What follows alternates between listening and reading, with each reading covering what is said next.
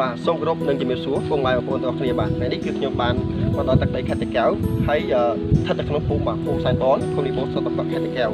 ឡូវនេះគឺខ្ញុំបានជួយបងប្រុសម្នាក់ដែលគាត់កំពុងតែធ្វើការបាទឧបករណ៍បាទការនេសាទរបស់ខ្មែររបស់យើងគឺលោកកង្កែបអញ្ចឹងថ្ងៃនេះគឺខ្ញុំចង់បង្ហាញពីការធ្វើលោកកង្កែបហើយក៏ជាហៅថាបួននេសាទមួយតែដ៏ល្អមួយសម្រាប់ប្រជាពលរដ្ឋឥឡូវនេះយើងទៅមើលទាំងអស់គ្នាជាមួយខ្ញុំបាទបាទនេះនេះគេហៅថាដើមគេបងមិនត្រីបាទដើមថ្មិញត្រីនេះគឺគេយកវាដើម្បីធ្វើជាឧបករណ៍មួយនៅក្នុងលោកបង្កែមហ្នឹងបាទគឺជាក្នុងត្រូវបងក្នុងវាបាទក្នុងខាងក្នុងវាបងប្អូនបាទគឺជាដើមថ្មិញត្រីគឺជាឧបករណ៍មួយដែលគេធ្វើនៅក្នុងលោកបង្កែមហ្នឹងបាទឥឡូវនេះយើងទៅមើលដល់គ្នាមកទៀតនេះគឺជារូបទូម្នាក់បាទបាទយើងសួរបងបាទ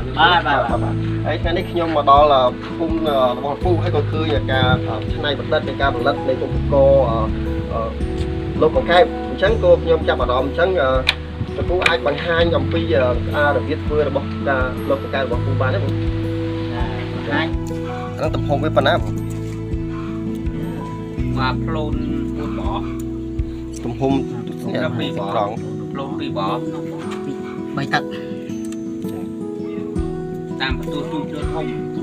ចាតតឹងខ្សែនេះប៉ុន្មានតឹងចេះវាយមកអាចជាដាក់7ហ៊ុនណាបាទ7ហ៊ុនហើយនិយាយថាពូអាក្បួនធ្វើលោកកែបហ្នឹងហើយនឹងអាធ្វើទ្រូហ្នឹងក្បួនវាធ្វើមើលទៅដូចខុសគ្នាពូណាខុសគ្នាអានោះវាគ្រូគេត្រង់ក្នុងមុន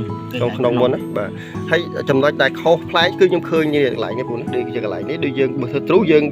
ធ្វើហើយយើងក្រងហើយយើងចងត្រូវគេក្រងតែមកជួយចេះហើយគេចងគេដាក់ក្នុងប៉ោពុតក្នុងហើយគេហែងបាទគេហែងក្នុងដេញមកបាទហើយអាសានេះគាត់ត្រូវគេចងដែរត្រូវហ៎បាទប៉ុន្តែដល់ពេលរបៀបធ្វើបើលោកកែបនេះគឺគេអត់ចងទេគេរែងយកគេពលាអញ្ចឹងណាបងប្អូនមកចឹងដែរបាទលើគឺរបៀបធ្វើគុំមកបាទហើយបាទគេលើកឡើងគុំគេហែកជាមួយនឹងធ្នង់របស់វាអញ្ចឹងពូណាបាទក្នុងងាត់ចូលបាទហើយទៅបីវារីកធំបន្តិចក៏អត់អីពូកែបវាធំបើទ្រូយើងអត់អាចពលាខ្សែអញ្ចឹងបានណាដោយសារតែទ្រូយើងអាចរឹតឲ្យទូចតិចព្រោះត្រីវាមានតាមស្តង់ដារត្រីអានេះវាកែបវាធំអញ្ចឹងបងពូណាកែបវាចេញមួយទេប៉ុណ្នេះបាទអូខេនេះគឺជារបៀបការធ្វើលោកកង្កែបបងប្អូនបើសិនជាឃើញឲ្យបាទសូមមេត្តាជួយបាទក៏មិនអ្នកមួយមកថាធ្វើអញ្ចឹងតែស្អាតដែរអត់បងប្អូនណាបាទឥឡូវពូអាហ្នឹងវារបៀបការធ្វើវាទៅតម្រង់វាតែប៉ុណ្្នឹងទេពូណាបាទប៉ុណ្្នឹងទេវាទំហំវាតតឹងវាបត់ឲ្យវាប្រហែលអាហ្នឹង3ទឹកមកគូដៃបាទមកគូដៃ3ទឹកបាទឥឡូវនេះគឺគាត់បានក្រងហើយបងប្អូនបាទវាក្រងឲ្យអស់ហើយឥឡូវគាត់ចាប់ផ្ដើមកាត់ឲ្យវាស្មើដើម្បីឲ្យវាចេញជើងព្រៀងបងប្អូនបាទកាត់ហើយគឺជារបៀបកាត់លោកកែបបងប្អូនកាត់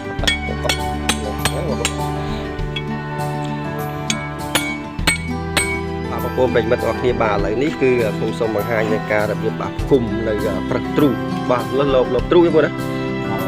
អូលោកកង្កែបបាទលោកកង្កែបបាទឥឡូវនេះគឺគាត់ទៅធ្វើការចាប់រាប់គុំវាជាមួយនឹងខ្សែភ្ជាប់ទាំងសងខាងបងប្អូនបាទឥឡូវគាត់ចាប់រាប់គុំបងប្អូនបាទចាប់គុំយកហើយ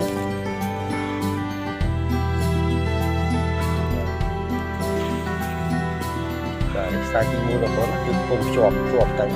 ចងជាប់គ្នាតែម្ដងមកគឺរបៀបចងវិញយ៉ាងម៉េចដែរបងណាបើចងដូចជារបៀបក្រងដែរមកក្រងវាយ៉ាងម៉េចដើម្បីយើងទៅមកភ្ជាប់វានៅចុងនៅបាទអាចប្រហែលណាភ្ជាប់វារយៈពេលប្រហែលប្រឹសទេបងប្រហែលកន្លះអានោះស្រាច់យើងហ្នឹងណាយើង4ក្បាល5ក្បាលវាជារបៀបភ្ជាប់លោកកង្កែបបងប្អូនណាបាទឥឡូវនេះគឺកំពុងតែផ្ទុះសំណោចបាទការអ្នករៀបចំភ្ជាប់លោកកង្កែបនេះបាទហើយអ៊ំស្រីខាងនោះក៏គាត់បានបកស្រាយថាប្រយ័ត្នចេញកង្កែបមែនតើបងប្អូនបាទព្រោះអ្នកកំពុងតែចងពូក៏បកចងនេះគឺជាលិខោខ្លីផងហើយណាមួយអង្គុយចាំងហៅតែប្រយ័ត្នចេញកង្កែបមែនតើបងប្អូនបាទឥឡូវនេះយើងទស្សនាគ្នាបន្តទៀតរបៀបបាទភ្ជាប់នៃលោកកង្កែបបងប្អូនបាទបងប្អូនមិនទាន់ចេះទេបាទមើលបានពីតាមគាត់បានណាបាទមើលវីដេអូដល់ចប់នឹងចេះជាមិនខានទេបាទហ្នឹងទេតែអញ្ចឹងហើយយកក្នុងថ្មិញត្រីហ្នឹងមកដាក់បាទ ដាក់មុខមួយកដាលមួយក្រោយ អូអាដើរគឺត្រីដែលខ្ញុំបង្ហាញមុននឹងបន្តិចហ្នឹងណា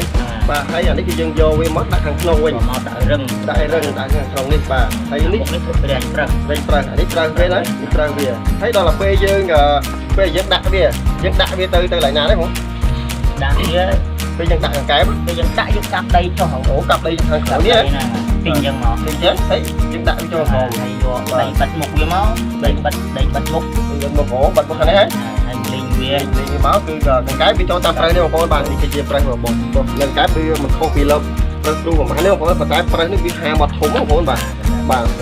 ហើយវាមានក្នុងវាមាន1 2 3 4 5បាទវាមាន5ក្នុងហើយទំហំរបស់វាដូចជាពូគាត់បានបង្ហាញទៅលើវីដេអូទាំងដែរដូចគ្នាគឺវាមានចំនួន1 ដៃបងប្អូនបាទ1 ដៃបាទហើយអានេះគឺជារបៀបភ្ជាប់ថ្មីបងប្អូនបាទនេះគឺជារបៀបថ្មីរបស់គាត់គាត់ទើបតែក្រងហើយអានេះអាចាស់របស់គាត់បងប្អូនបាទហើយនេះគឺជាថ្មីបាទហើយវាមាន5ក្នុងដូចគ្នាហើយអាស័យនេះគឺស័យយើងយកមកគឺយើងរឹសជារស័យបែបណាក៏បានហ្នឹងណា អត់ទេយកអាចាស់បំផុតហ្នឹងគឺល្អបំផុតគឺយើងអាចប្រើបានការប្រើបានយូរហ្នឹង បាទ3ឆ្នាំអីដែរ បាទ3ឆ្នាំមួយហ្នឹងបាទយូរទៅបងប្អូនបាទគឺនេះគឺជាផលិតផលបាទពូនខ្មែររបស់យើងដែលបំពាក់របស់ដែលគាត់ធ្វើបានបន្សល់ទុកណាបន្សល់ទុករហូតដល់សប្តាហ៍ហ្នឹងគឺតាមស្រុកភូមិផ្សេងៗដែលគាត់មានការវិវត្តនិងការធ្វើហ្នឹងជារឿយជាបន្តឥឡូវនេះយើងឃើញហើយបាននេះគឺជា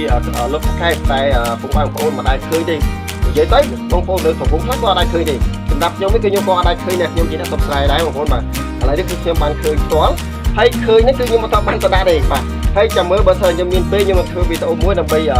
ចែកជូនបងប្អូនទស្សនានៅម្ដងទៀតគឺការទៅដាក់លោកបកកែផ្ទាល់តែម្ដងបាទឥឡូវនេះបងប្អូនទៅថ្ងៃនេះគឺខ្ញុំសូមបង្ហាញជាមួយនឹងលោកពូមួយដែរបងបាទពូមួយដែរវណ្ណាបាទពូវណ្ណាដែលស្ថិតនៅក្នុងភូមិសែនបនភូមិវិបុស្រុកតប៉ខេត្តតាកែវបាទហើយថ្ងៃនេះគឺគាត់បានបង្ហាញនៅក្បួនការធ្វើលោកបង្កើតនេះបាទគឺត្រឹមត្រូវមែនទែនក្នុងការបង្ហាញរបស់គាត់បាទហើយថ្ងៃនេះផងដែរគឺខ្ញុំសូមអរគុណច្រើនណាស់សម្រាប់លោកគ្រូដែលបានជួយបង្ហាញនៅនៅគេថានេះគេថាលោកបង្កើតបាទតាំងពីបុព្វបុរសយើងមកសតទុកមកអាហ្នឹងលោកគ្រូចេះតគ្នាឬក៏តពីអូមកជាពីអូមកណាបងប្អូនបាទនេះគឺជាក្បួនបាទលោកកែវគាត់ចេះធ្វើតាំងពីរកបដានមកពីដូនតាដូនយាយចឹងបងប្អូនបាទសូមជាសាយបាទហើយជាចុងក្រោយខ្ញុំបាទសូមអរគុណច្រើនសម្រាប់ការតាមដានទស្សនារកការធ្វើคลิปវីដេអូនេះដើម្បីចែកជូនបងប្អូននៅទស្សនាតាមមិនថាក្នុងស្រុកឬក៏ក្រៅស្រុកបាទយើងអាចចែករំលែកឲ្យបងប្អូនបានទស្សនារបស់គ្នាដើម្បីធ្វើការឡើងទស្សនារបស់គ្នាបាទហើយវីដេអូនេះ